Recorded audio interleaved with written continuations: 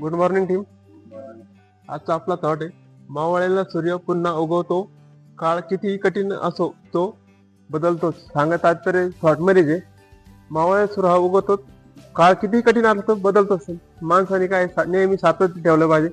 कुठल्याही परिस्थितीत माणसाने खचून न जाता एक नेहमी सातत्याने, काळ हे बदलत असतो, वाईट असो किंवा चांगला असो.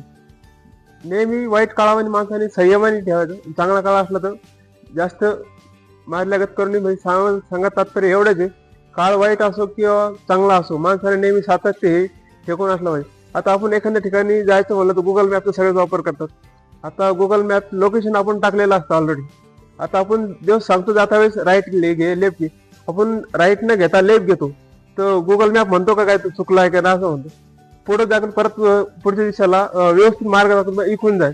सांगा तात्पर्य हेच आहे की तू 10 मिनिटं अगोदर पोहोचणार होता, तिथं 15 मिनिटं लागल. पण ते असं नाही म्हणत का चुकलाय तू आता पोहोचू शकत नाही, तिथं जाऊ शकत नाही.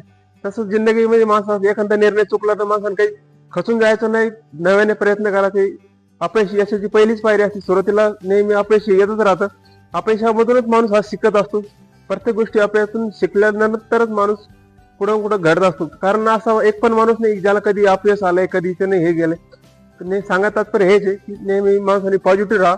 पॉझिटिव्ह थिंकिंग मध्ये माइंडसेट जो पॉझिटिव्ह असला ना तरच माणूस जीवनामध्ये यशस्वी होतो. कारण माणूस आतून कधी खचला मनाने तर ते त्याला कोणीच त्याच्याशिवाय म्हणजे सुधरू शकत नाही. सांगा तात्पर्य हेच आहे, मावळलेला सूर्य पुन्हा उगवतोच, काळ किती कठीण असेल तो बदलतोच. थँक्यू.